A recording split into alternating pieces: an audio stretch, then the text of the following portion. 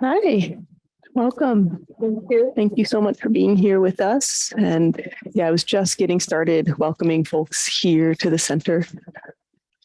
Hopefully you are feeling very supple in your neck this afternoon for those who are going to be looking behind them.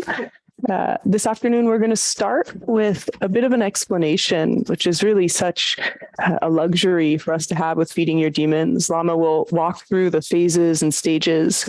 Of course, many of you are familiar with this practice in the room. How many people here have been feeding their demons before? Okay, and who are our newbies? Wonderful. So we'll do a walkthrough of the practice and then we'll describe the research study. And this research study, as many of you know, actually began in this center. It was a different location at the time, but it was a community-based participatory research study. So we'll show the highlight of the findings from that study. And then we'll have the amazing good fortune to be led in the Feeding Your Demons practice by Lama Tsultrim Allione, and some time for question and answers. So that is how we're going to proceed this afternoon. There's one more seat here that we had reserved, and that person isn't coming, so somebody could sit there. Can we get started by settling in a little? What do you think? Yeah. Maybe raising bodhicitta, intention to be together for the benefit of all beings. Heartfelt setting of intention.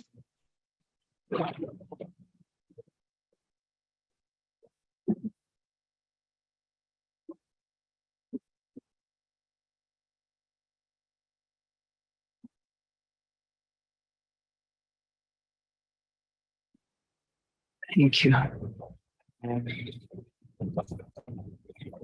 And I'll take a moment here. Many of you know and love Lama Tsultrim Allione already, but for those of you who don't, Lama Tsultrim Allione is an author. She's a scholar. She's a teacher. She founded the Tara Mandala Retreat Center in Colorado. How many people have been to Tara Mandala who are here? It's a very unique center, really upholding beautiful traditions and practices, as well as really infusing it with a kind of contemporary sense of community and connection that is possible. Lama's first book is Women of Wisdom, followed by Feeding Your Demons. And then more recently, it's the Mandala, yes? The Wisdom Rising. Wisdom Rising, which is the practice of Mandala. Is my mic working? Can everybody hear? The amplification should be actually for online as opposed to in the room. Yeah. So this doesn't need to be on. It's on so that the recording is well. Can you all hear me in the back? Yeah. Okay. And yeah, we'll go ahead and get started here. So the first slides, if you would like to look at them in the back. Ooh. There we go. Yeah. That's some sort of blessing to come in. So the origins of Feeding Your Demon is based on the Tibetan practice of Chod, originated by the 11th century Tibetan yogi Machig Labdron. Yogini. And yeah, the demons represent inner fears and distortions, and the process is one of emotional alchemy. And then, Lama, I'll let you talk a bit more about the origins themselves of how you brought this practice together. Yeah. So I met this practice of Chod in 1971 in India. It was a time when I had been a nun for 4 years and I was about to disrobe. And one day I was with my teacher. His name was Abu Rinpoche. He was a mountain yogi. And one of the Tibetan road workers, they employed Tibetan refugees repairing Indian roads when they escaped from Tibet. So one of them came in the afternoon and he was ill. And so Rinpoche had said to him, come back tonight. And then he said to me, you come back too. And so I went back that night and entered their house, and I heard the drum going and went up the stairs and went into the shrine room where normally people are sort of sitting behind bench-like tables in rows. And that night they were in a circle, and this man was lying down in the middle of that circle. And they had drums and bells, and they were singing. And I didn't know what they were doing. And so I just meditated and watched and felt like this was a song I had heard before somehow. You know, that feeling, I've heard this before. And then went home that night up to my retreat cabin, and then went the next day to Abba Rinpoche and said, what was that? And he said, that was Chod from Machig Labdron. And I said, can I learn it? And he said, yes, because I had completed my preliminary practices. So I learned it at that time. And it was right around the same time that I got pregnant with my first child. I had disrobed. And I was pregnant, returning from India after living there for a while. And so it was a huge time of transition for me. And I learned this practice, but I didn't really understand it until quite a bit later. I had my daughter, and then I had another one. And then eventually I moved to Italy, and I met Chogyal Namkhe Norbu Rinpoche. Did any of you meet him? This life? So he was a great Dzogchen master, and he had dreamt a Chod practice and then written it down. And so when I met him, I learned that. And so that was 1979, 80. And so eventually around 1984, he asked me to start teaching that practice. And so when I did, I realized that this idea that's in the actual traditional practice of feeding the demons, and not only the demons, but you feed the Buddhas and Bodhisattvas and so on, various different guests, but that this was a very conceptual idea for the people that I was teaching. And so I thought, how can I make this more real, more kind of personal and relatable to these Westerners who are singing in Tibetan, ringing a bell and trying to do a drum and visualize something at the same time. And so I invented this method, this 5-step method of feeding your demons as a teaching tool, really, for this Tibetan practice. And at the time, I had a lot of students, still do, who are psychotherapists. And they said to me, you know, that exercise of feeding your demons, I've been using it with my clients. And they're telling me that that's all their clients want. They don't want the regular therapy anymore. They just come in and say, can we do the demon work? And so that's when I realized it really had a life of its own. And then I began to teach it as a separate thing eventually, and then wrote the book in 2008 of Feeding Your Demons. So it really evolved as a teaching technique, really, and then took on a life of its own, as you will see. And you were so kind to share some of these photos of the practices that you did on your tour. I wonder if you can tell us a bit about these photos and, you know, the traditional practice in going to these haunted lands or difficult places. Yeah, it's called Nyansa Pilgrimage. I did this in 2012. And Nyensa means difficult places. And so you go to places that scare you, literally. So I went to over 40 different charnel grounds and caves in India and Sikkim and Nepal, and did this practice, often staying alone at night in these places where you actually do get scared. And I succeeded in getting scared, which is the idea, because as the fear arises, you offer your body. So when you get that feeling of wanting to protect it, you offer it instead. And that's a traditional part of training in this practice, to go to places that scare you, literally. And so there's two of those that are the same cave in Sikkim. It's called the Khandro Sangpuk, the two on the right. There's different angles on the outside of that cave. But actually, the part that I stayed in overnight alone was you had to crawl into it. And it was like about a 5-minute crawl. And then when I got in there, it was hot because there were hot springs around there. So there was some sort of heat coming in. And there's a lot of earthquakes in Sikkim. And so it was very claustrophobic. And then as the sun set outside, bats started going, like zooming by me.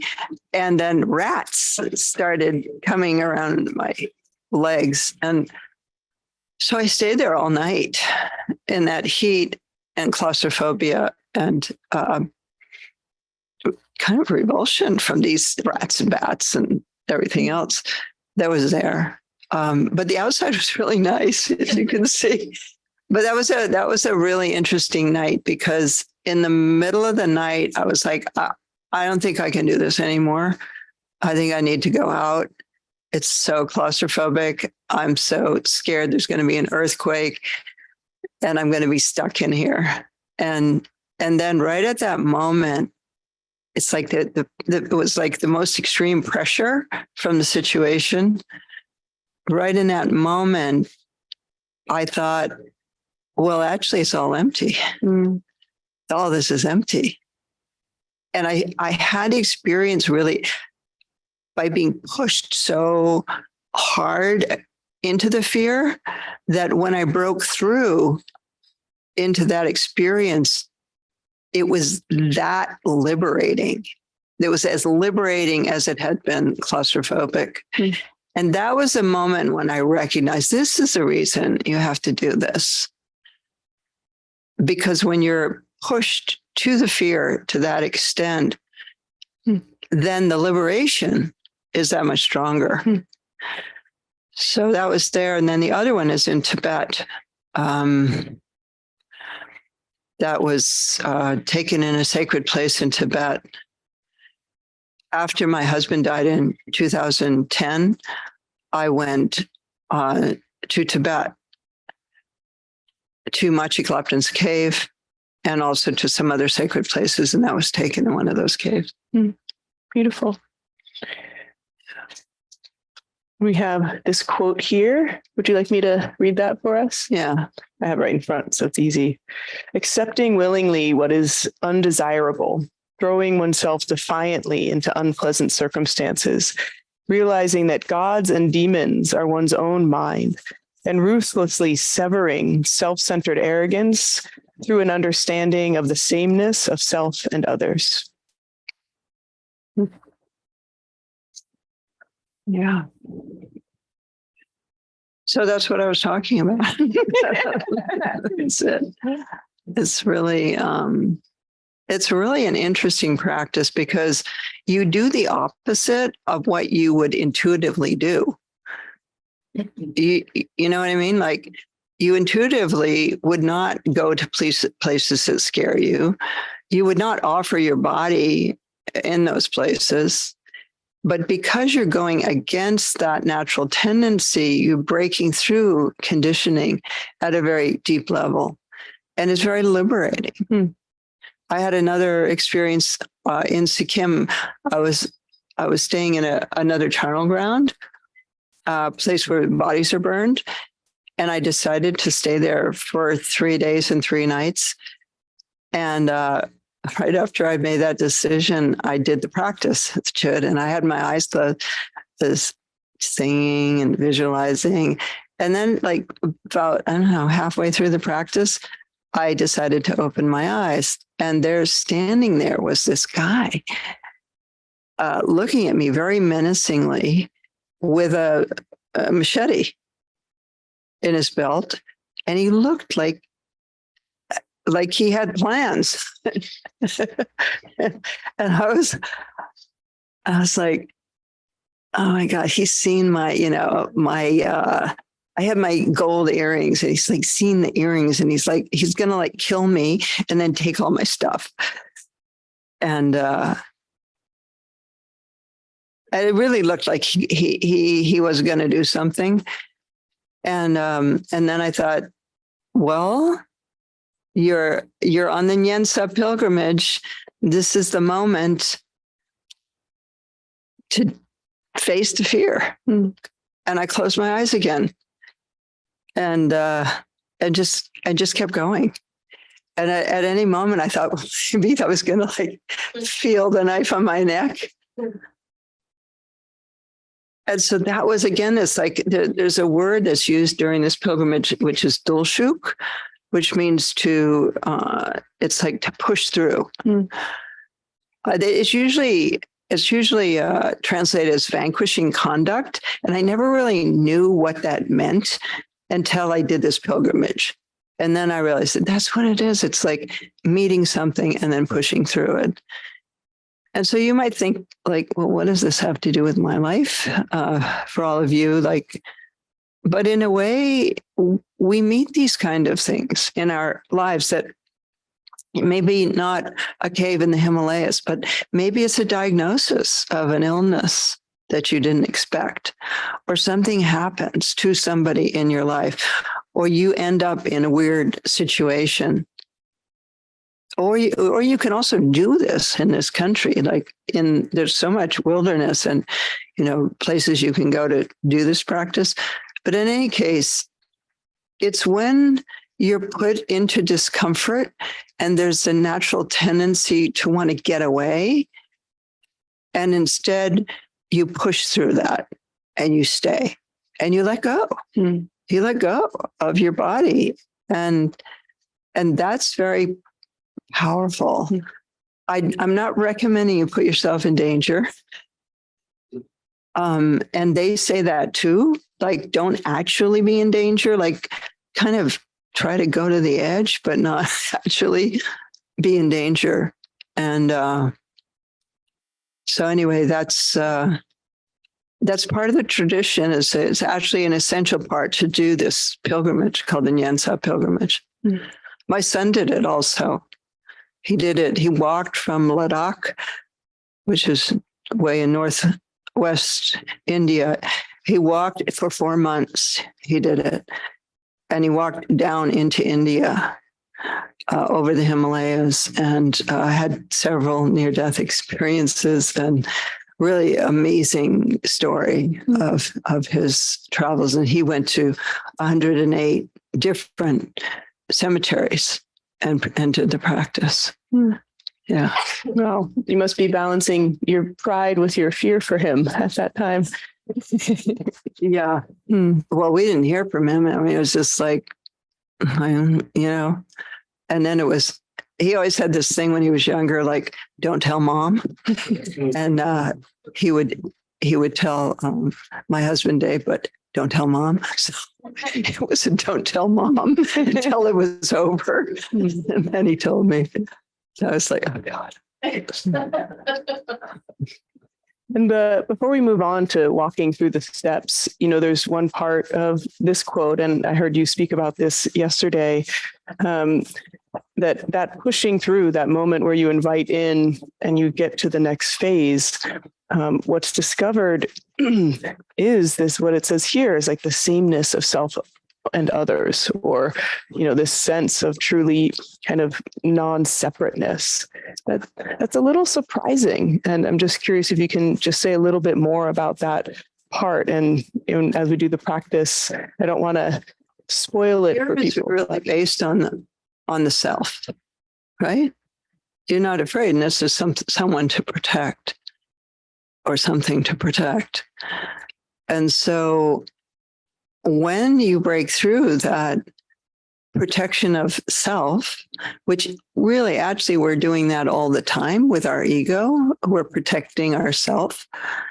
We want to look good. We want to be acceptable. We want, we're protecting ourselves. And when you push through that, break through that, there's a natural experience of non-duality. Because if there's no self, there's no other. But the thing about this pilgrimage that was so powerful for me was because it was real fear. When the breakthrough happened, that was equally intense. And it's something that I couldn't have experienced without doing that, without actually doing it. Thank you. Beautiful.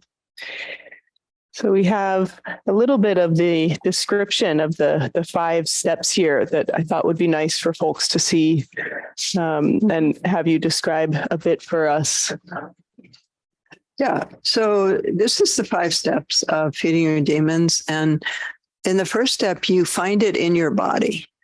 So when I say demons, I mean like depression or anxiety or an addiction or a fear.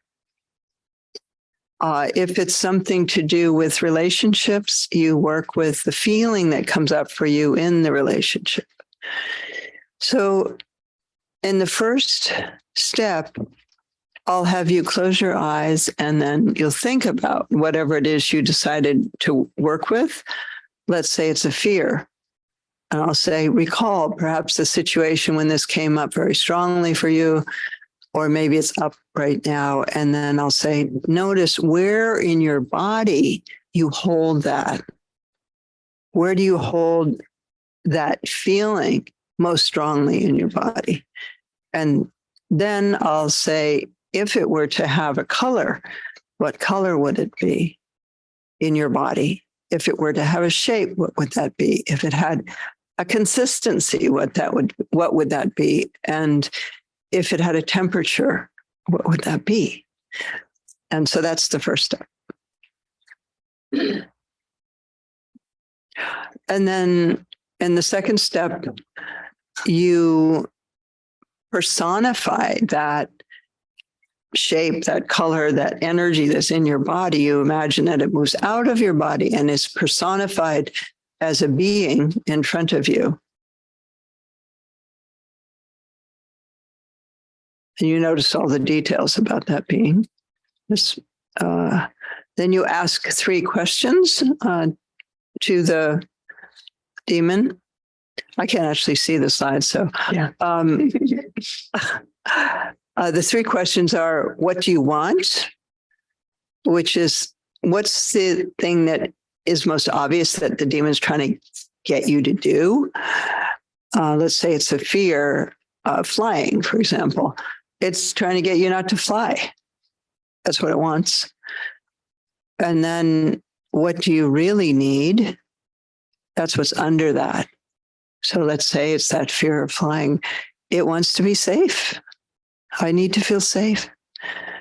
And then how will you feel if you get what you really need is the 3rd question.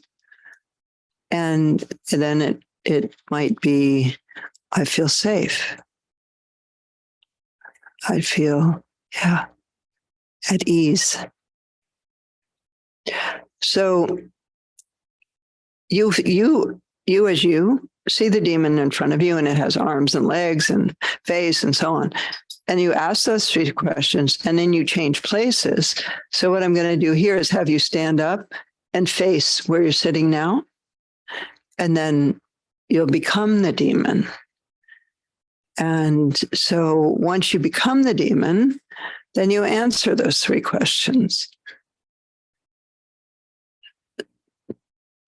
I feel what I want is, what I really need is, and if I get what I really need, I will feel. Once you've done that, then you come back into your original position, and then you dissolve your body. You imagine that your body dissolves into nectar. And that nectar then has the quality of the feeling the demon will have when it gets what it really needs. And that's what you feed the demon. And you feed it to complete satisfaction. And once it's completely satisfied, then you meet the ally. So the ally is what the demon transforms into. Once you've finished and it's completely satisfied, there's a being that remains, or it's disappeared completely. If there's a being that remains, you ask it, are you the ally?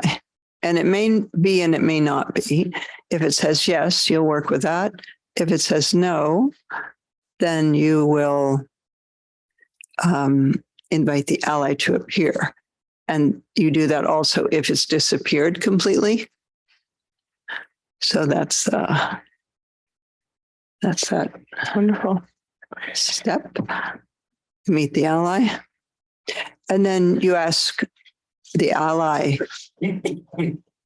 how will you help me? How will you protect me? What is your promise to me? And how can I access you? For questions. And don't worry, I'll guide you through all this. You don't have to remember any of what I'm saying right now. We're just taking you through the process. So you ask those questions of the ally, and then you become the ally. And then the ally answers those 4 questions. And then you come back into your original seat, seeing the ally in front of you. And then you absorb the ally into yourself. And then you and the ally dissolve. And you rest in open awareness. And that's the 5th step. 5th step. The 5th step is back to this visualization. Oh, you don't have the 5th step? Just as that image at the bottom. Yeah. Yeah. So then I think we'll shift into a little description of the study. Yeah. And then go into the practice together. So for folks, as I mentioned, we started the study here at what was then Against the Stream and became the San Francisco Dharma Collective. And just in order to kind of bring it full circle, I really do want to welcome everyone here to what is now the Dharma Collective and this space. And this is an entirely volunteer-run center. So there is no guiding or leading teacher who's running it. It's run by a board and volunteers, many of whom are here today. And we just feel really fortunate to have a center where we get to be connected in this way with teachings, with amazing teachers like Lama Tsultrim and also other teachers here offering Dharma, and having a research study based in a community setting was quite unique for us. That's not something the Dharma Center ever set out to do, was be a research hub. And it was a really interesting process for us. I want to share a bit of the highlights from the study itself. So the first thing is really to share that we were so fortunate that actually the 2 papers from the study the first 2 papers from the study were both published this fall, one in the Journal of Emotion and Psychopathology, and that's a randomized control trial of Tibetan Buddhist feeding your demons, contemplative process in meditation practitioners is the title. Both of these are freely available online. Some academic articles, unfortunately, are behind a paywall, but these are open access. And the other article is in Frontiers in Psychology, and the title of that is Transforming Adversity into Ally, a Qualitative Study of Feeding Your Demons Meditation. I have my incredible research colleagues here. In photograph, we have Philippe Goldin. He was the principal investigator, and he's just so passionate about this research and so passionate about expanding the field of meditation and mindfulness beyond focused attention and open monitoring, which are the primary practices which are studied. To really bring in a practice that is based in Vajrayana Buddhism is quite unique. In our literature review, we only found 5 other peer-reviewed published studies that we could cite. So to bring in a different orientation and format, we know that the psychology of well-being is well bolstered with meditation studies, but the view of which meditation is still quite narrow. It was, for this reason, pretty hard to get our papers published. It took us quite a while. When you do something new, you have to really doubly prove yourself. But being part of this amazing team, it was really a community, and we really supported each other in kind of getting all the revisions in and really staying close. So it wasn't just a professional connection between us. It really was our love of the Dharma and our love of research and how to get new ideas out there. There was also Jennifer Daubenmeier there, who's a professor at San Francisco State University, and also a really committed practitioner studying Vajrayana and women. There's CJ Koenig there, also at SF State. He and I worked very closely together on the qualitative research study. He's done a lot of research looking at how do we make the stories or the narrative experience of participants data. I love qualitative research for that reason. It really lifts up the voices of your participants. They're not merely the numbers of, how many points above or below this line did they fall so we can say they're depressed or not. It's how they articulate their experience. We thought this was especially important for a study that was the first of its kind. So not just... Maybe you can, I don't know if everybody knows quantitative, qualitative, and also what they did, the journals and so on. Yeah. I'll get into it a bit more too, in each of these, but I think, suffice to say that in the quantitative, we're really looking at the surveys. We're looking at depression, anxiety, compassion, and how people improve or not improve over the course of the time that they're doing Feeding Your Demons. I'll talk about the study design in a moment, but it was pretty elaborate in that people did the practice over the course of a month, every other day. So they did 15 practices in total. It's quite usual for us to have a really high dropout rate in such studies. We're asking a lot of people. We only had 1 person drop out in the entire study.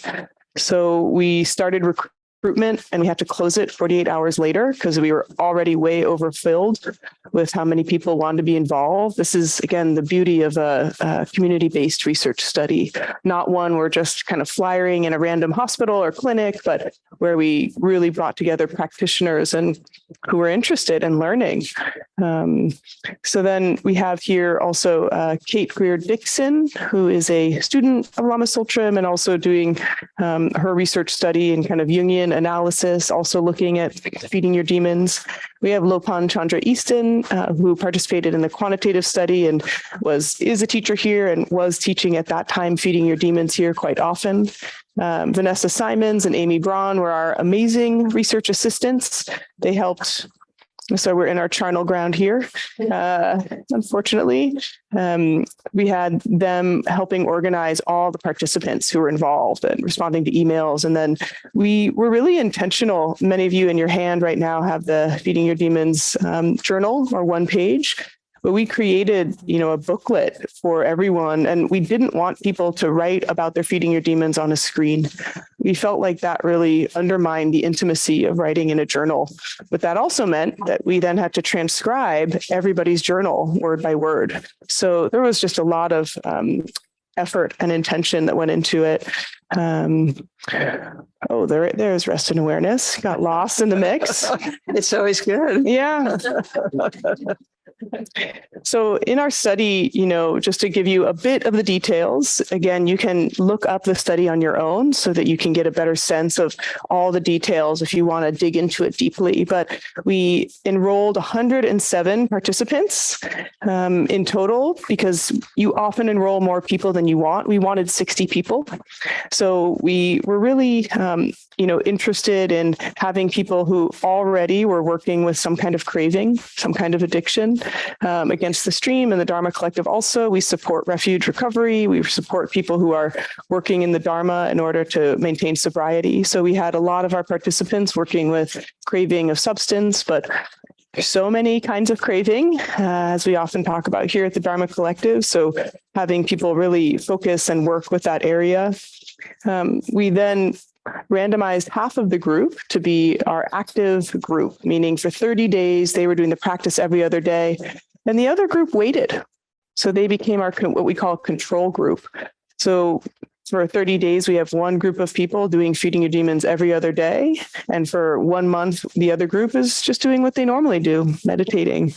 And at the end of the 30, the second group started doing their practice. In this kind of design, what we're able to do is really compare a group of active practitioners with a group of people not actively doing that same practice.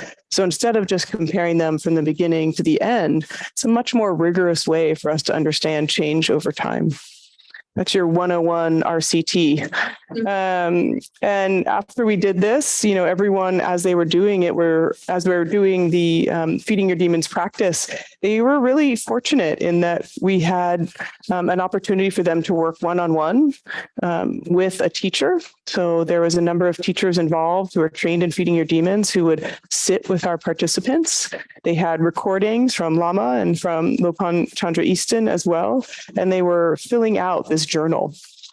After they completed their 30 days, everyone took these surveys so that we could compare them at the beginning and the end, and I'll talk more about those. But it was really interesting to kind of follow these people over time and really kind of keep up and pay attention to the impact of what people were experiencing, both through their journals and through their surveys. So we have our basic participant population demographics here. It was in our overall, we had 24 females and in our one group and 19 in the other. So in our two groups, there was not a big difference in terms of gender. It was interesting for us doing a research study with people who are already practitioners. Many research studies of meditation, people have never meditated, but many of our practitioners had been meditating for a number of years and had a regular practice. Our average age was around 42 years old. And we really tried to make sure that our treatment group and our waitlist group were the same so we could make sure that we could compare them well. We looked at depression and anxiety and stress.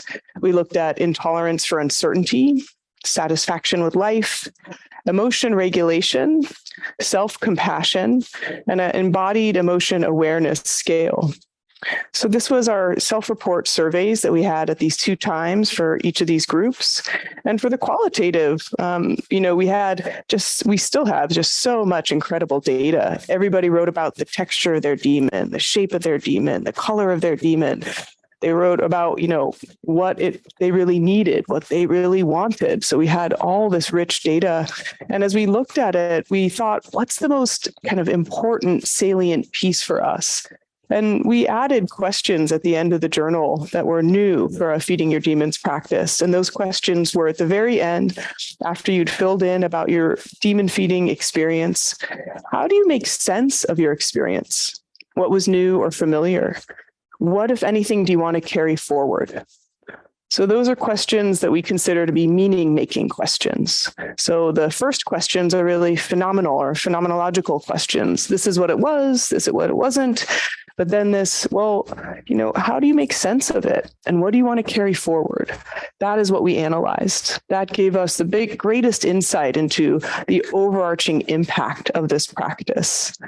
So for us, it was I'm going to just talk through this slide a little. For us, it was really interesting that we had to align each step of feeding your demons with a different type of meditation practice.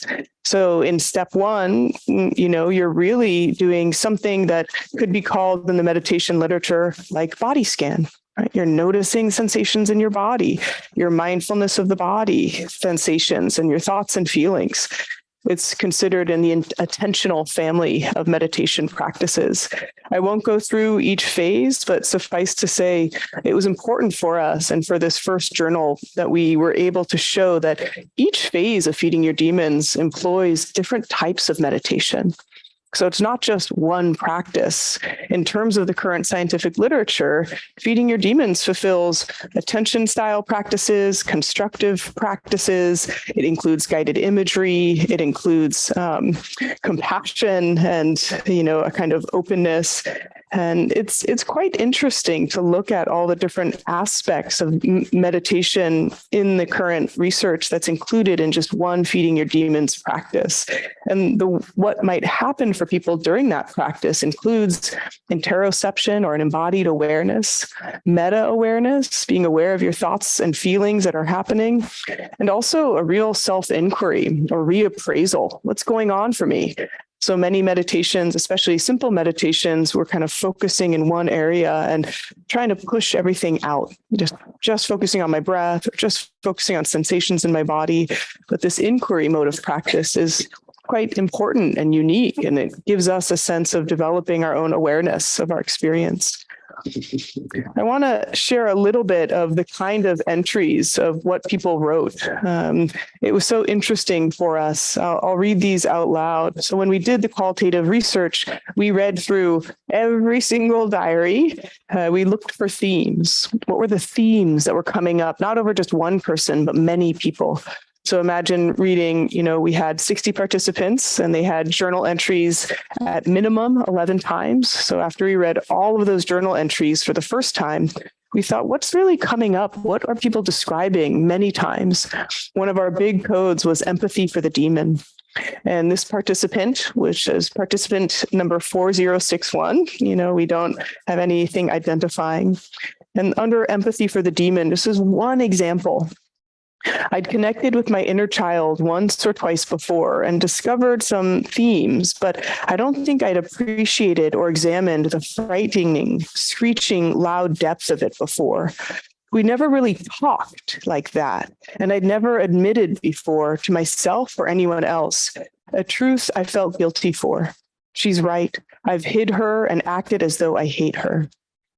So that's a way of really bringing forth this material and, finding this empathy for this part of ourselves that's been neglected.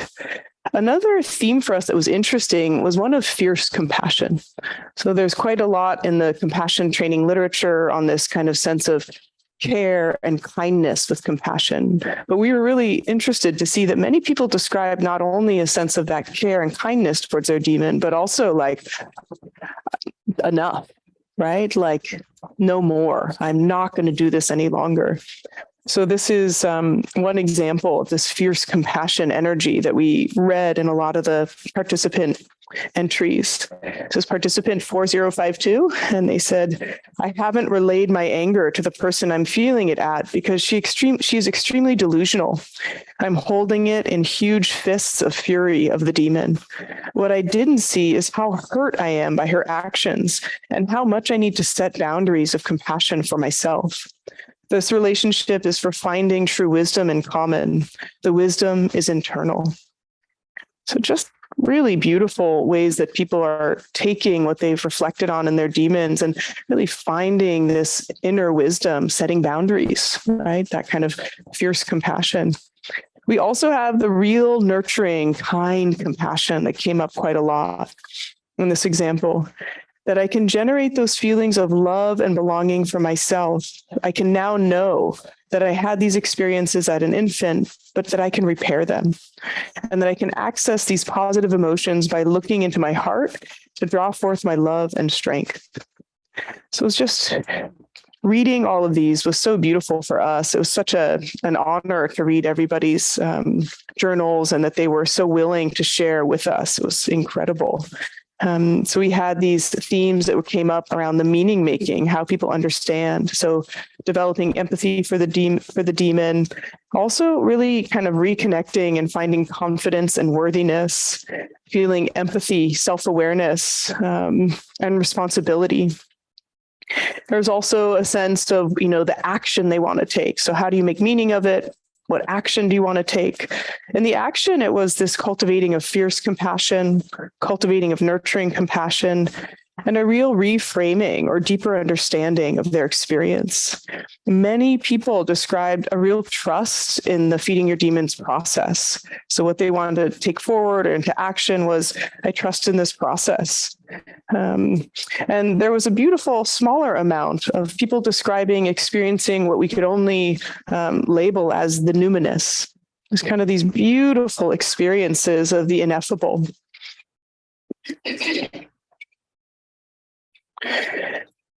I also wanted to share a little bit of our quantitative highlights. So when we look at the kind of percentage increase or change for people, I just am highlighting a couple here that are meaningful.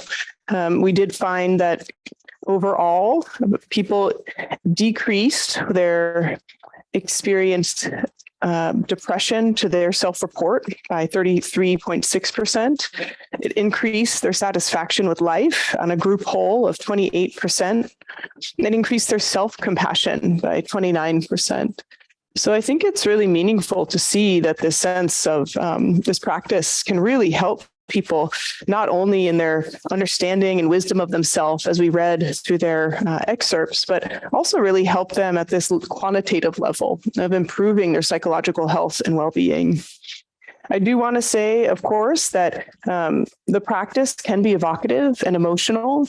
We did have one participant who struggled in their feeding their demons practice. They needed more support than they could get just by doing this practice. They probably needed more psychological support. So in that time when we were working with our participants, we were really careful and cautious. And this one person was the person who did leave the study. And we thought that was a good idea for them at the time, and really important to recognize one's own limits. And yeah, just to kind of sum it up, we had an amazing study team that was from a variety of different universities, including our research assistants. And Mandala was a very generous funder, making this possible for us to do the study and have everybody here included. So just really a delight to be able to share some of these findings with you all after the years of working with it, collecting the data and analyzing the data. And we hope there are many studies to come. It's obviously very promising what we found so far. And with that, we can stop looking at the screen, which is so wonderful.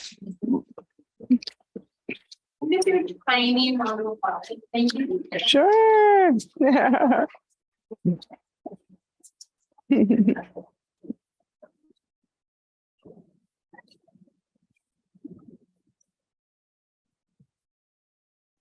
So the people online.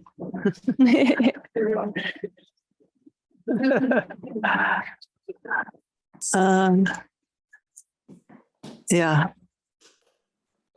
Thank you. Yes. Thank you, Eve. This is the first study that's been done on feeding your demons. And so I have a question, which is those statistics that you gave at the end of 33% less depression. Was it 27 and 23? The other ones? The compassion, yeah. Yeah. Mm-hmm. How does that compare to, say, mindfulness practice? Ooh, gosh, I would have to look directly at certain studies. What's interesting with MBSR, mindfulness-based stress reduction, is we don't quite know what works about those studies, because it's a training in which you have a group of people and, a number of different practices, readings, other things together. So I think it's sometimes even hard for us to know what's working about it.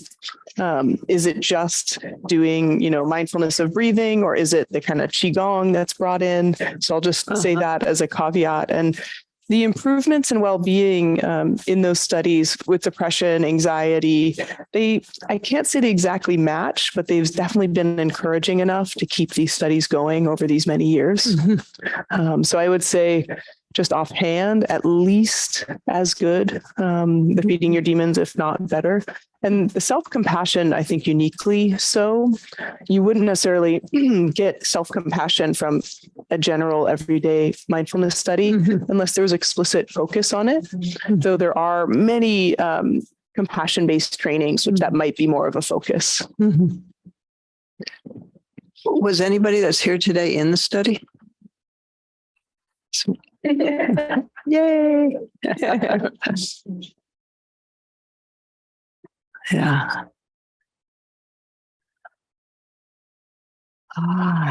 So, shall we do it? Let's do it. Yeah. Let's just have a moment to stand up and stretch for a minute because I've been sitting for a while.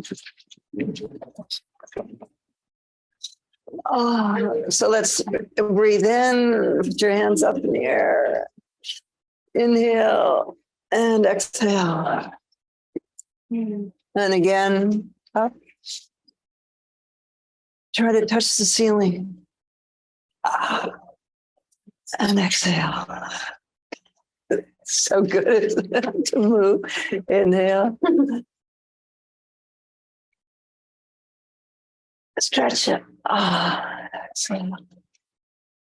And then keep one arm up and slide the other one down your thigh. Feel that stretch on your side. I'm really doing this because I want to do it. Yeah. Stretch down.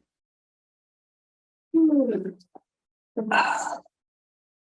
then put your hands on your waist and roll. And let your head really roll to and breathe.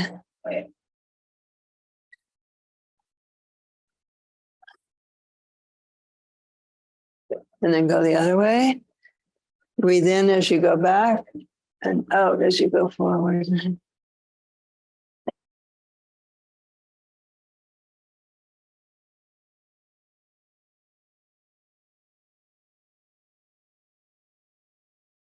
And then put your shoulders up and make them really tight. And then let them go. And make them tight.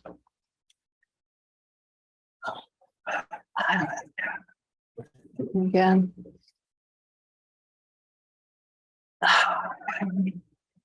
Feel better? Yes, okay.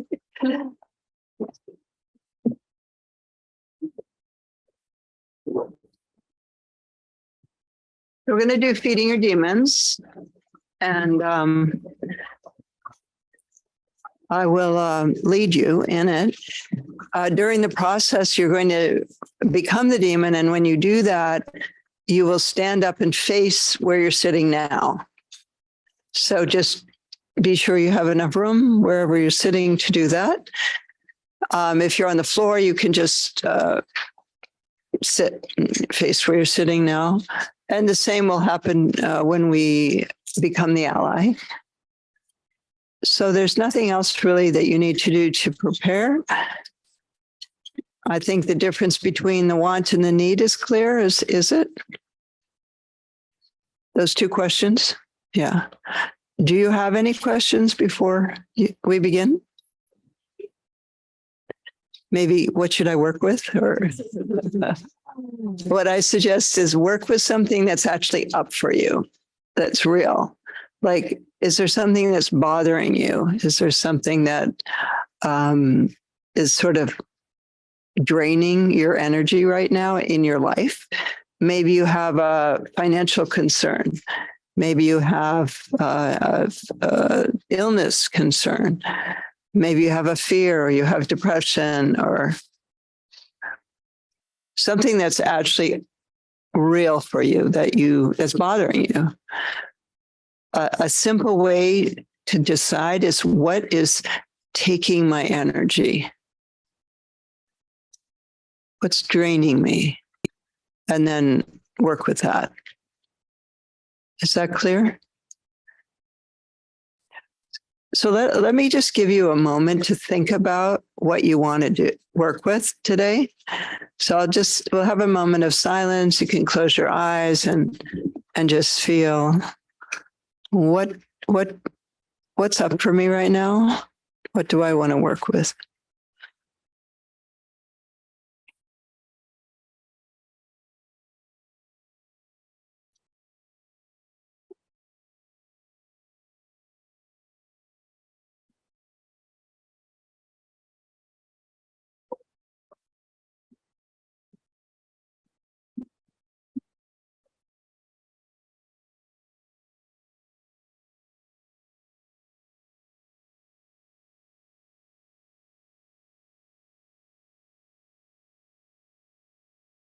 Okay.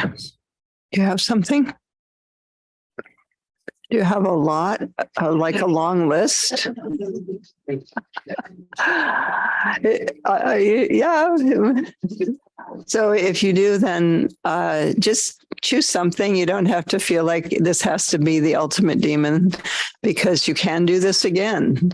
And so I'll guide you in everything. You won't need to take notes or look at anything. And so let's begin with some relaxation breathing. And all of you online, can you all hear okay? Thumbs up? Okay, good. And so nice to be with you also. So let's close our eyes and notice any physical tension that you're holding in your body. And breathe into that physical tension. Imagine the breath goes to it, hooks it, and then you release that with the exhalation.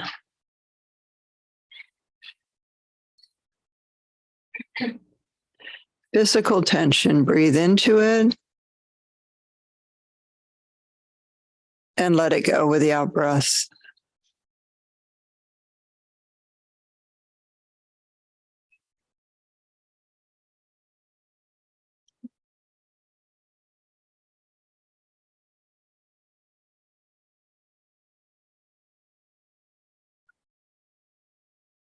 Then notice any emotional tension that you're holding. Notice where in your body you're holding emotional tension. Breathe into that. Imagine the breath hooks it and it rides out on the exhalation.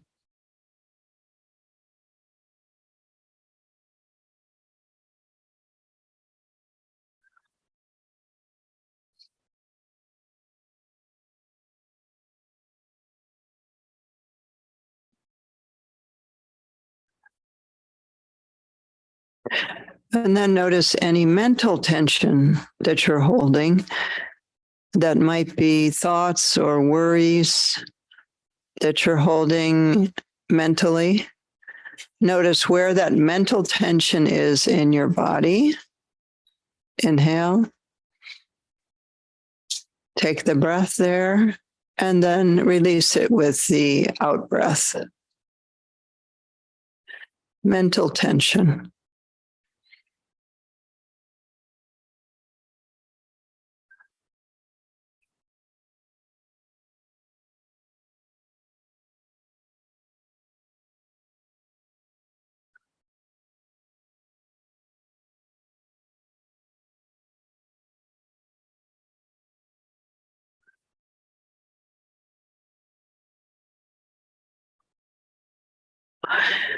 And now take a moment to generate your motivation for the practice.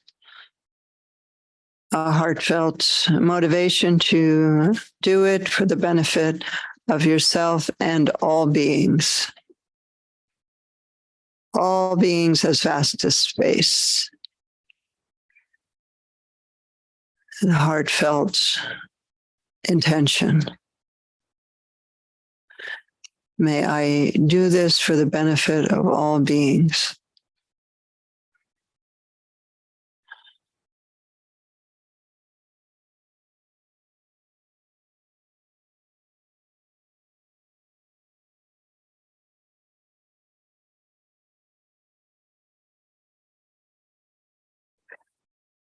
And now, recalling the demon that you decided to work with today,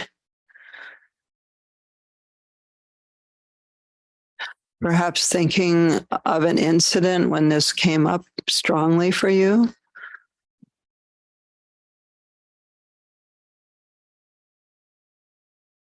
Thinking about it, notice where in your body you hold this most strongly. When you think about it, scan your body and feel where you're holding the energy connected to this particular demon most strongly. And bring your attention to that place in your body.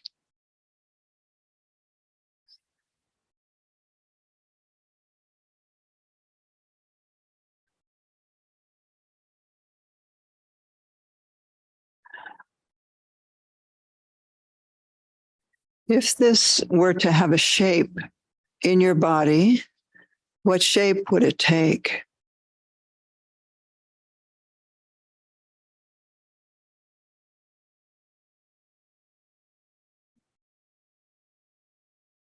And if it were to have a color, what color would it be?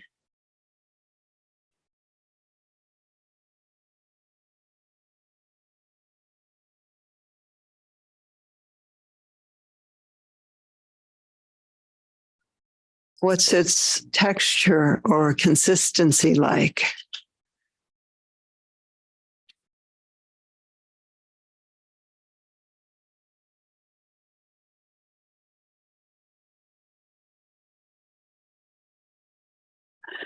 And what's its temperature?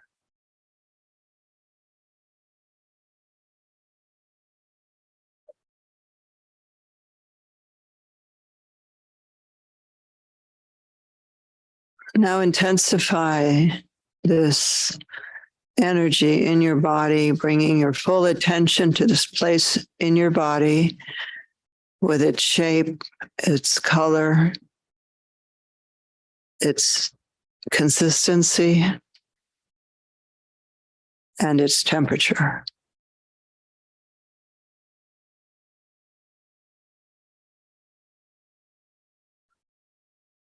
And now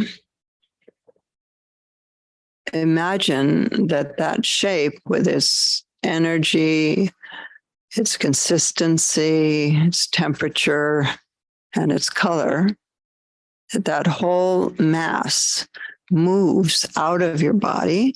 And if it's helpful, you can make a gesture of actually taking it out. It moves out of your body and it becomes personified as a being in front of you, facing you. And that being has arms and legs and a face, and so on. So take a moment and allow it to take shape.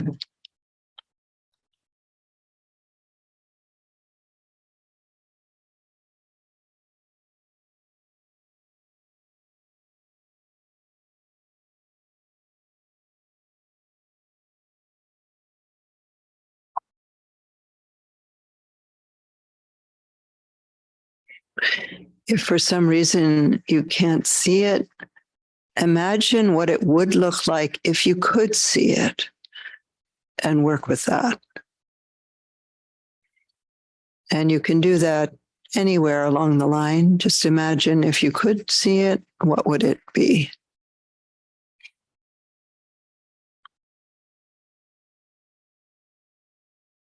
So now notice the size of this being.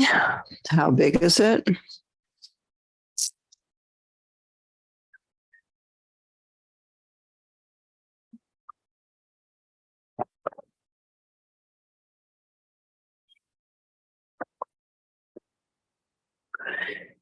What color is it?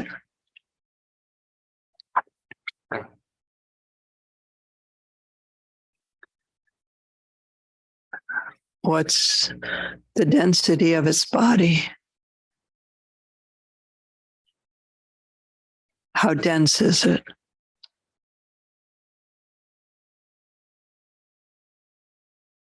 Does it have a gender?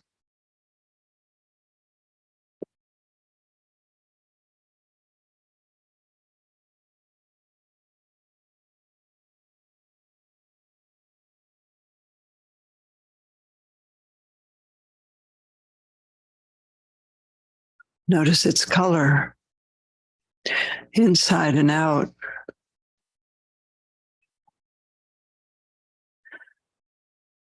And what's the surface of its skin or whatever's covering its body? What's that like?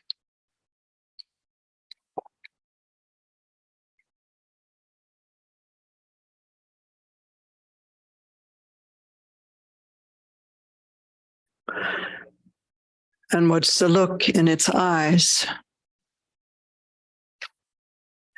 When you look into its eyes, what do you see?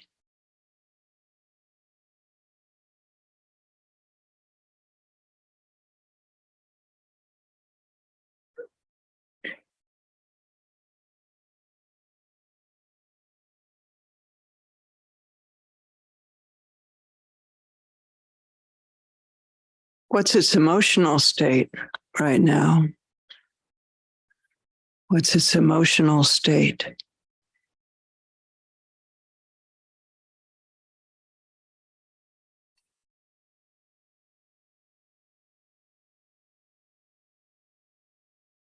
And what kind of character does it have in general? What's its character like?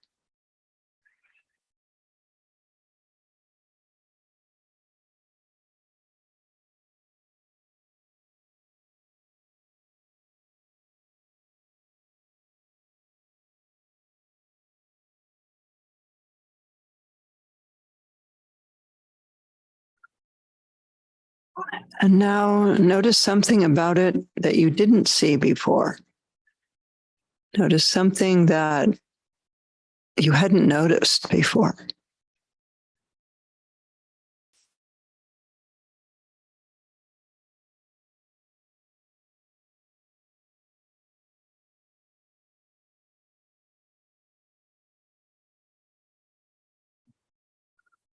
And now we're going to ask it 3 questions. I'll give them to you one at a time and then silently address those questions to the demon that you're seeing in front of you. What do you want?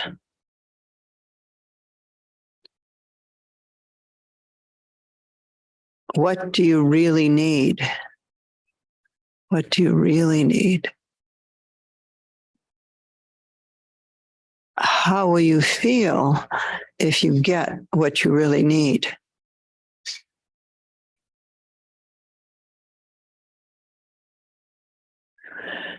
And now get up, change places facing where you're sitting now. And come into the body of the demon. Take a moment coming into the body of the demon. And nod your head when you're in the body of the demon.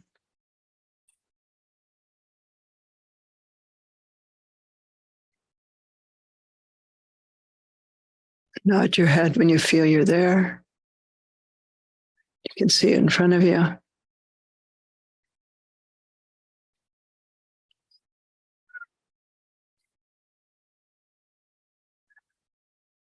And becoming the demon, seeing your normal self in front of you. Then we'll answer those questions. First, notice how your normal self looks from the demon's point of view. As the demon, you're looking at your normal self and see how your normal self looks.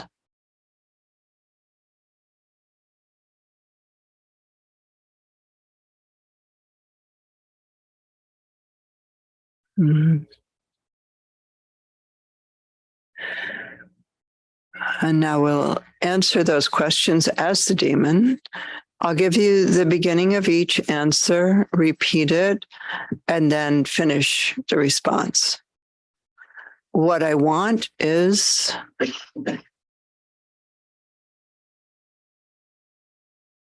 what I want is,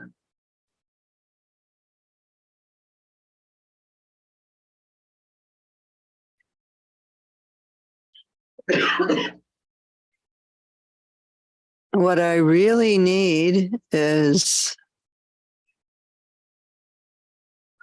what I really need is,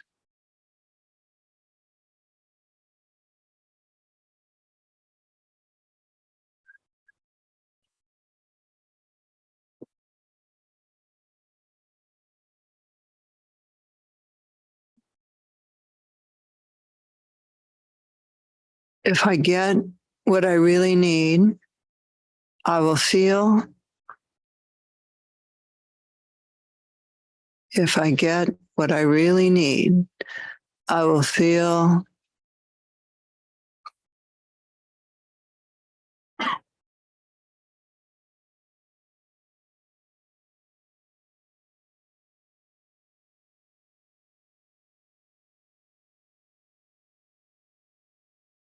And remembering the answer to the third question, if I get what I really need, I will feel.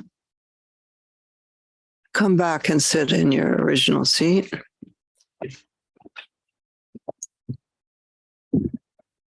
Take a moment to come back into your own body.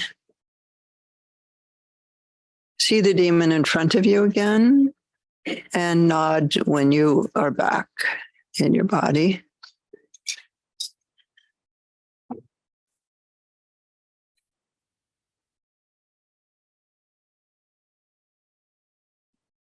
Now, seeing the demon in front, imagine that your own body dissolves. Your own body dissolves into nectar. And that nectar has a color.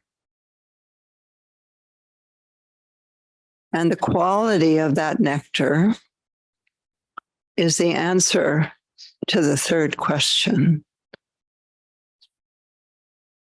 Your body dissolves into a colored nectar, and its quality is the answer to the third question. How the demon will feel if it gets what it really needs.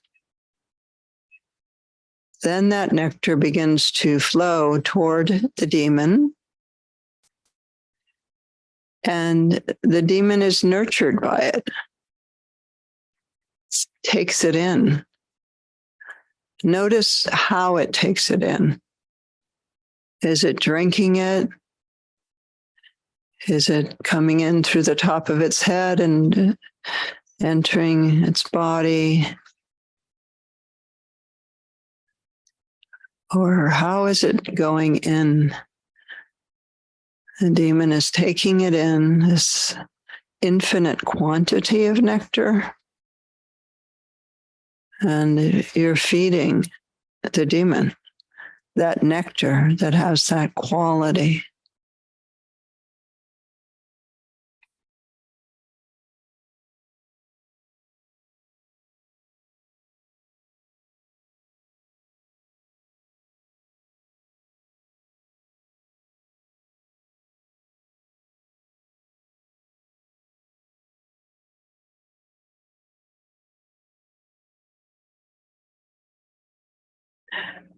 As the demon takes it in, notice how the demon receives it and what's happening to the demon as it's being nurtured.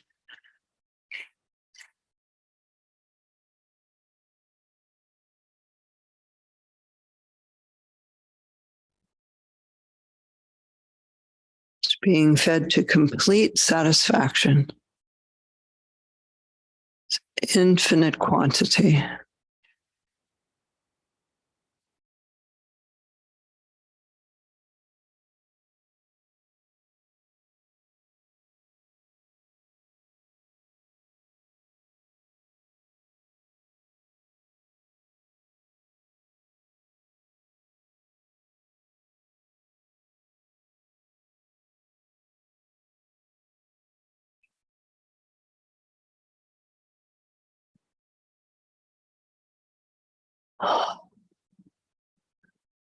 Gradually, it's becoming completely satisfied. As it becomes completely satisfied, notice what happens. What does it look like?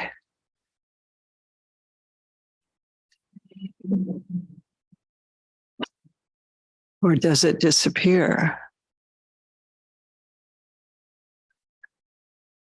Becoming completely satisfied.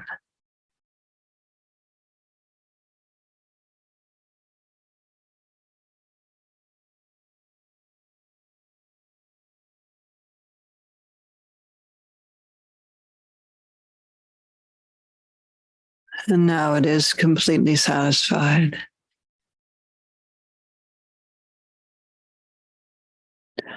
Notice what remains, if anything. If there's a being that remains, ask that being, are you the ally? Are you the ally? And listen to its response.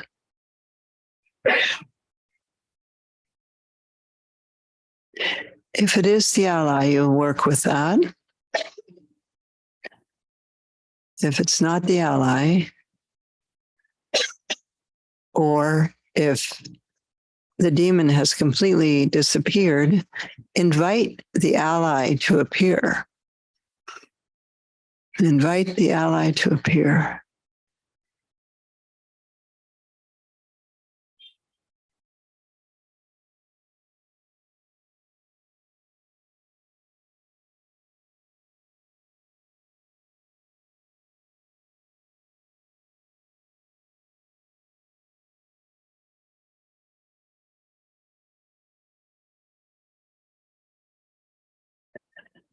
And if perhaps an inanimate object appears as the ally, invite that inanimate object to become a being. A being.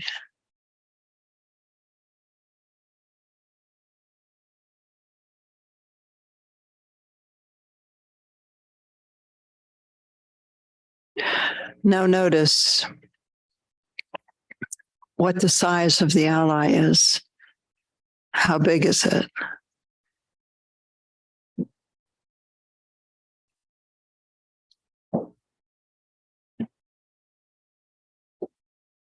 Does the ally have a gender? It may or it may not.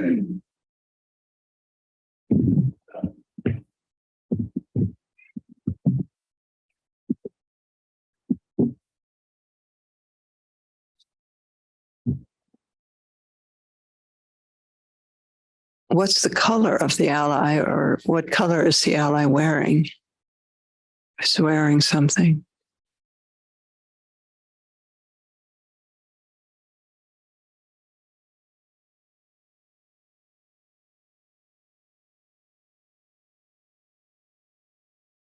What's the density of the ally's body?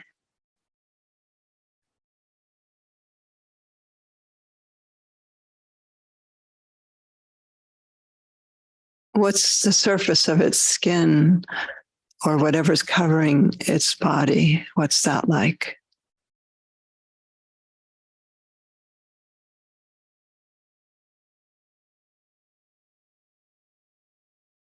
What's the look in the ally's eyes?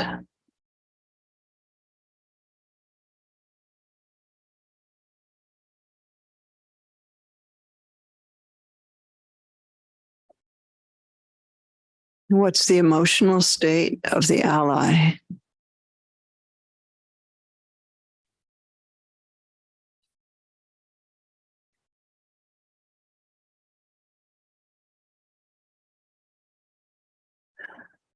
What's the character of the ally like?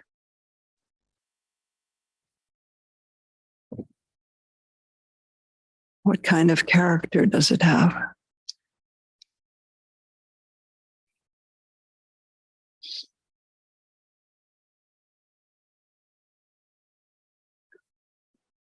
And now notice something about the ally that you didn't see before. Something you didn't notice that now you notice.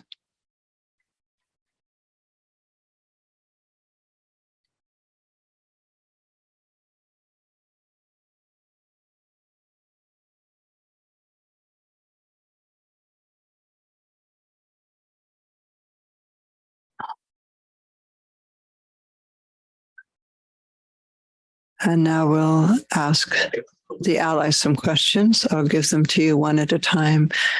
And then you silently ask those. How will you help me?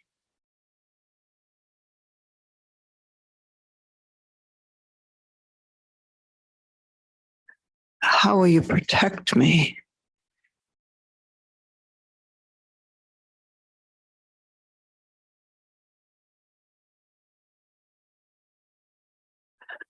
What is your pledge to me?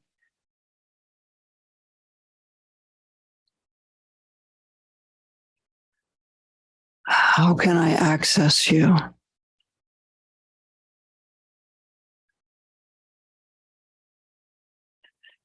And now, keeping your eyes closed as much as possible, stand up and face where you're sitting now. Take a moment to come into the body of the ally, and if it's helpful, you can make a gesture or take the posture of the ally. And then notice how your normal self looks from the ally's point of view.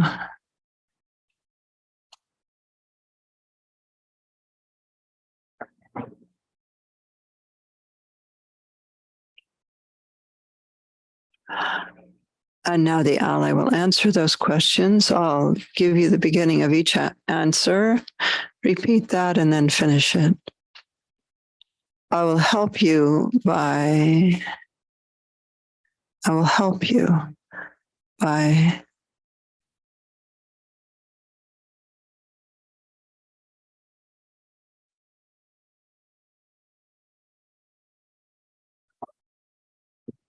I will protect you by. I will protect you by.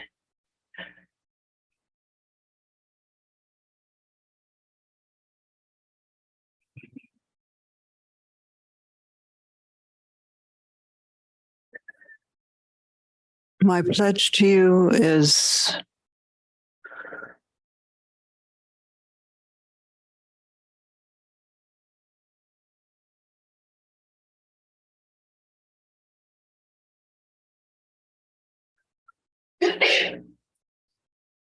you can access me by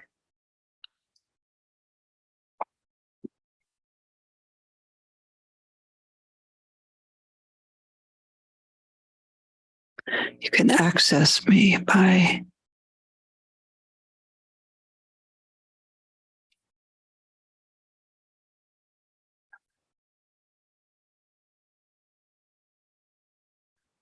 and now, keeping your eyes closed as much as possible, come back into your seat and see the ally in front of you.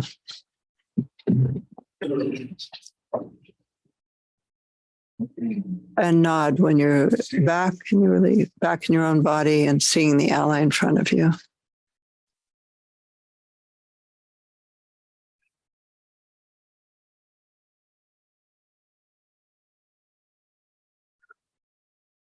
Now, notice the eyes of the ally and feel the support from your ally. Feel that beneficent energy of the ally coming into your body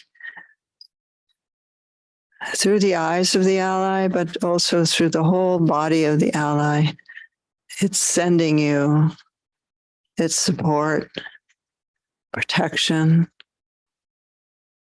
has pledged to you.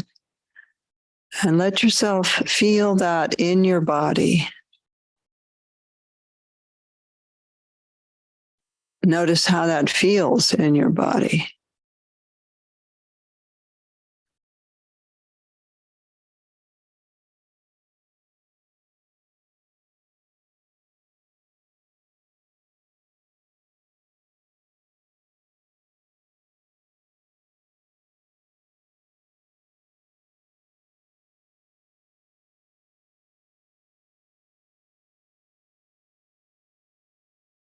And now the ally dissolves into light. Notice the color of the light that the ally dissolves into.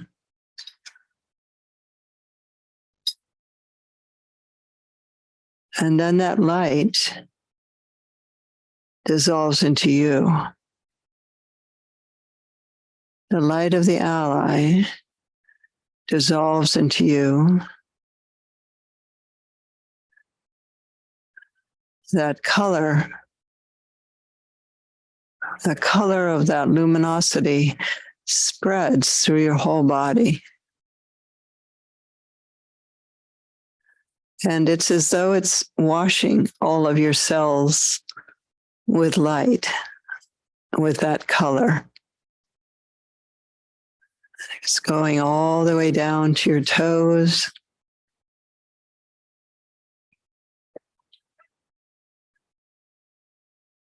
Through the whole trunk of your body and your arms all the way down to your fingertips.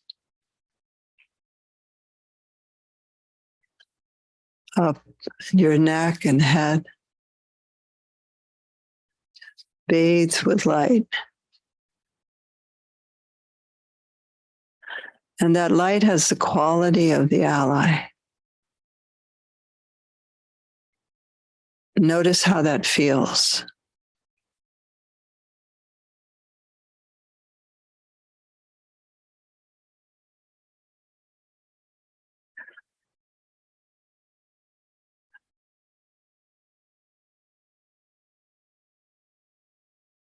And then your own body.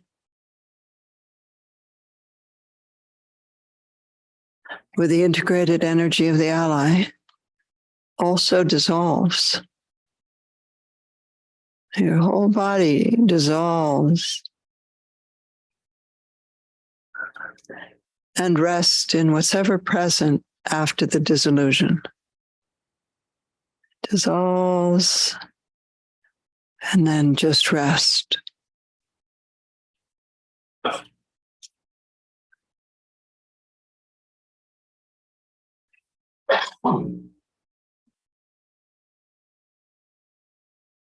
Just rest.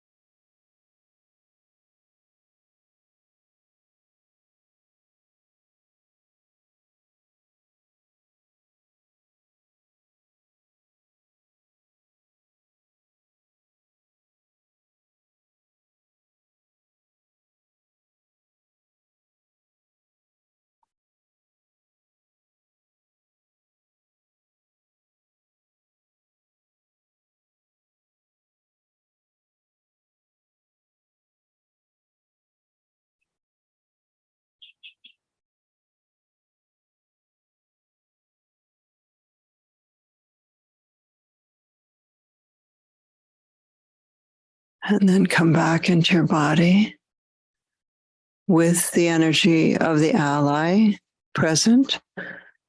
And again, recall what that feels like to have the energy of the ally in your body.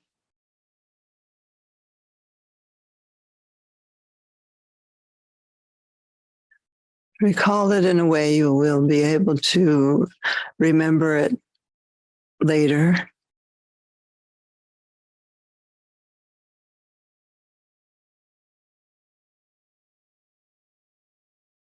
And then gradually open your eyes.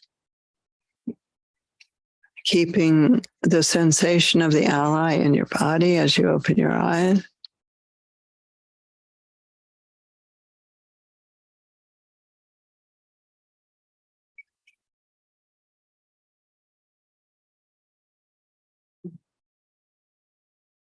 And then look around a little bit. And as you do, keep the energy of the ally present in your body.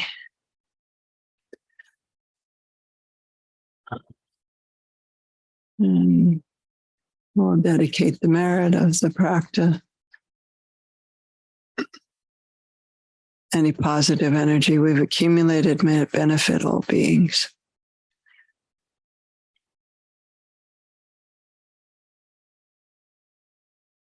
Thank you.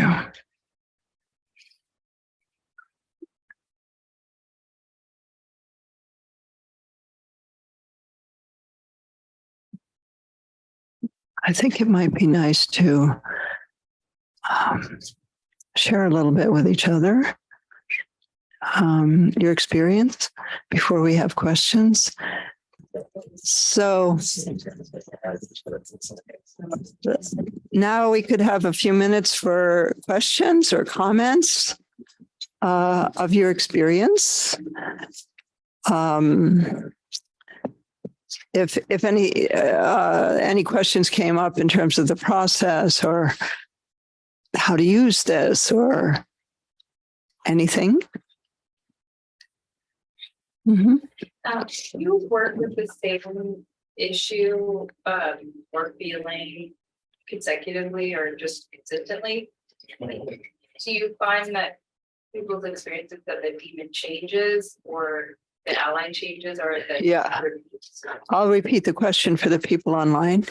The question was, if you work with the same demon over time, does it change and does the ally change? Is that like the same feeling or the same? fear? Yeah, right. Yeah. So if you're working with, let's say you have a core demon that just is always repeating, then always do it like you're doing it for the first time. Don't think, oh, I know where this is in my body. I know what color it is. I know what it looks like. And the same with the ally. There can be a tendency, especially with allies, to jump to some old ally that you already had.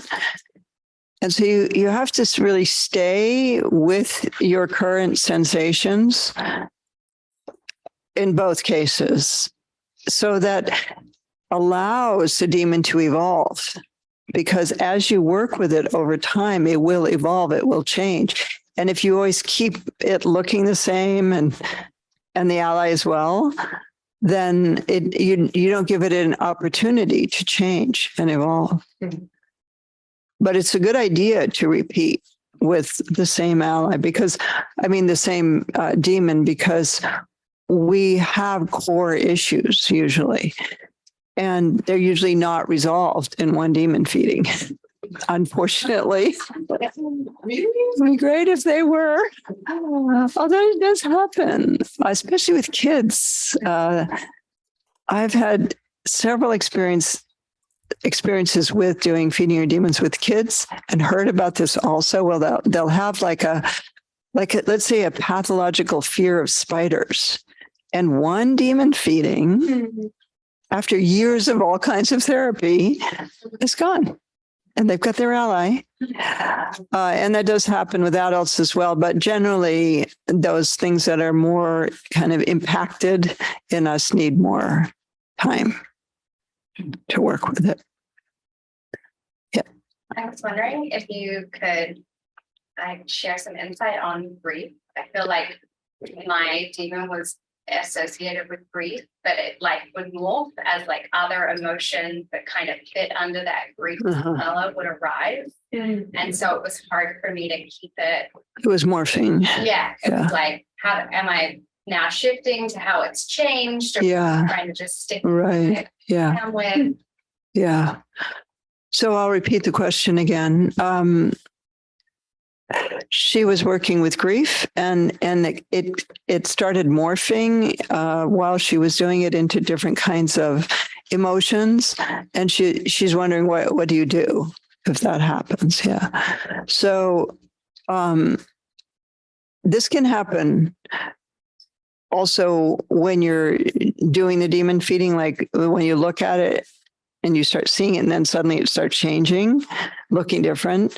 What I suggest you do then is stick with the first one, whatever it is, and then finish the whole process with that.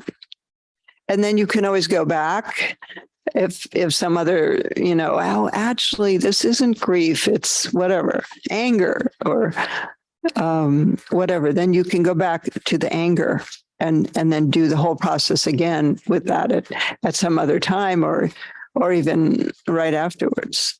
So you kind of say, okay, I'll get to you, don't worry.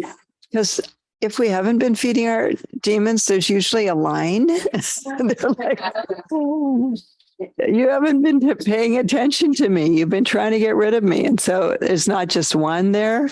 And it's one like those Russian dolls, where you deal with one and then under it's another one. And I think that's what you were talking about. So yeah, just do one and then you can do the other ones. Yeah. Thank you, Lama. So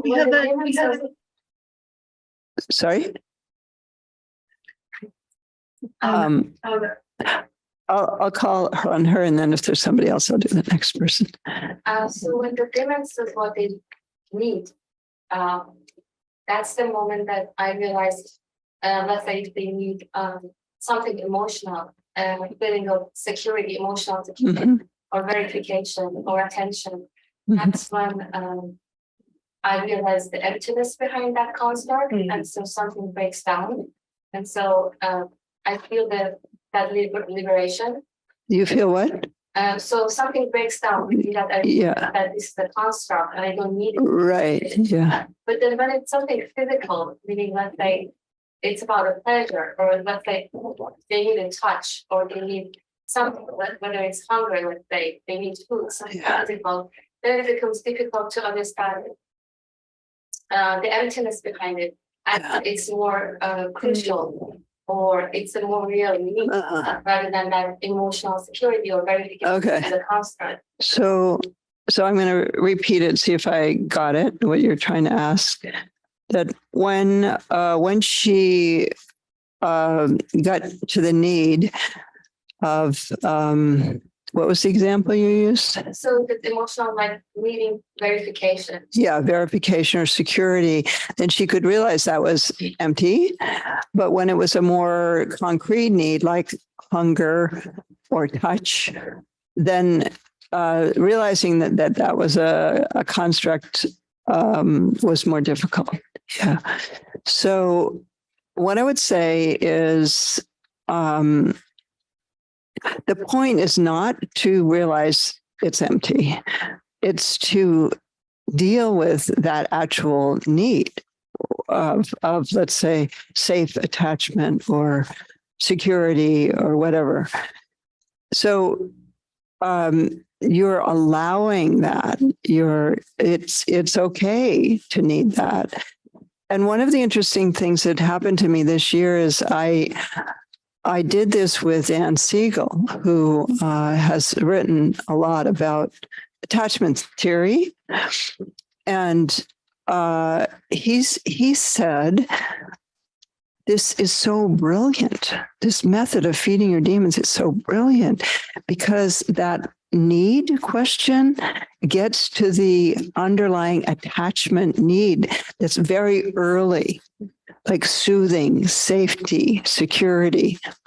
He always has those, all these S's, or he does a lot of those kind of things. But anyway, so these fundamental needs are often what the need question reveals. And so he said, what's interesting is that the want is the thing that the ego constructs to try to deal with the need not being met. Like our addictions are often what we construct because we didn't get that fundamental love and security. And so then we develop these strategies to deal with that. And that's what the want is. And we actually were writing an article about that. Yeah. But anyway, so seeing it as empty, that's another kind of practice. And here we're really listening to that need, and that's okay. That's okay. And then how you feel if you get that, then that could be very healing to that deep need that maybe you've had since childhood. That's you've never taken care of yourself in that sense, to try to offer yourself that deep need that you have at a very fundamental level. So this can be very deeply healing. Feeding your demons can be very deeply healing because of that. You're welcome. Yeah. You can just say it and then I'll say it back. I'm so curious about how to work with demon that's on the individual, like personal level versus sort of collective or societal. And for example, something that came up for me was how the feminine has been suppressed. And then what would be sort of guidance on that bigger? The collective level, yeah. So her question is, what if the demon that comes up for you is also a collective demon, like repression of women, for example? How do you deal with that collective demon if you're doing a personal demon work? So what I suggest is you do it as a personal demon. In other words, also when we do work with collective demons, and there is a way to do that in a group or, in a business or in whatever, then we still always work with the individual's experience of that, because it's different for everybody. Like that experience, say, of the oppression of women, your experience is your experience and it's different than anybody else's. And if you deal with it on that real personal level, then it can be personally healing as well as working with the more general problem. Yeah. So maybe we take the one online and probably wrap up in a moment. Okay. How do we deal with one online? Can you unmute? Yeah, there we go. Oops. Her hand went down. Do you still have the question? Okay. No, I just was gonna, can you hear me now? Yeah. I was going to say something that a person before me kind of just said. Today was amazing. I have been carrying on this enactment of the orphan abandoned person, and I'm in my 60s. I was going to say, not constantly. I was going to say anecdotally that I did this with you at Spirit Rock Tsultrim, and I've been around the Vipassana world for decades. What I saw, women shaking and all this stuff, this is powerful. I'm not going to compare, but so I did my own fumbling version, not based on Chod, but of this kind of methodology for my work around sexism and racism for a long time. And I am going to take this with me and officially write about it and call it that, if that is okay with you guys. Credit everybody. Yeah, I mean, it might be good to talk maybe to, in another context to find out exactly what you've been doing and, how it is like feeding your demons and how it isn't exactly. I'm talking about white people's work most around the demons, but White people. Yeah, maybe collective healing work. Yeah. Well, I'm really interested in what you've been doing. okay. And so if you can write to info@paramandala.org and then that will get to me. And then we can communicate. Okay. One of the things I should say before we end is that we do have a training for people who want to become certified in this work and actually use it for as therapists or facilitators, or even just in their own lives in various ways. You can also write to that same email, info@taramandala.org, and ask when the next one will start. It's now possible to get completely certified online. So you can do the whole process without being in person. But we want to have more in-person trainings now that we can. But because, like many places, we had to pivot and figure out how we were going to keep reaching people and helping them during COVID, we did develop this online program. And so that's possible. But I was actually just talking today to Lopan Chandra about possibly doing at the Olympic in Berkeley a process of a couple of training level 1, which is the ground of feeding your demons, where I teach also Prajnaparamita, which is a nature of mind practice, so that you have the Buddhist practice and the feeding your demons practice, and possibly in 2 weekends or once a week for a certain number of weeks or something like that. So we just talked about that today, and I think that we'll do that in the Bay Area, but I imagine that a lot of you online are not in the Bay Area, so the online option is still possible. I believe the next one's starting in September. There's one going on now, so that's something to keep in mind. To be certified, and now we're beginning to train people to teach groups. That first training is going on right now too. Up until now, we've only certified people to work with clients, but now we're training people to actually teach it. And so those first ones will be authorized in June, I believe. So that's another possible thing that you can develop in the future if you love this and you think it's fantastic, you want to do it and you want to share it, and you can. Yeah. Well, I just wanted to share another resource that I have just found such a blessing, that on YouTube, both Lopan Chandra and Lama Tsultrim lead this practice. Yeah. So you can just You can find try it. this at home, kids. You can find it on YouTube. And Chandra does teach it here once a month. So there's so many new faces here. So I imagine, who here is their first time at the Dharma Collective? In person. Yeah. Oh, wow. So really wonderful to see all you wonderful new faces. We have teachings many nights of the week. We have one of our beloved teachers, Tig O'Malley, in the back, and myself. Tig's teaching a beautiful course on embodied ethics this week. I am teaching the Thich Nhat Hanh's book of Old Path, White Clouds, the historical life of the Buddha. We're 25 chapters in, about 26 more to go.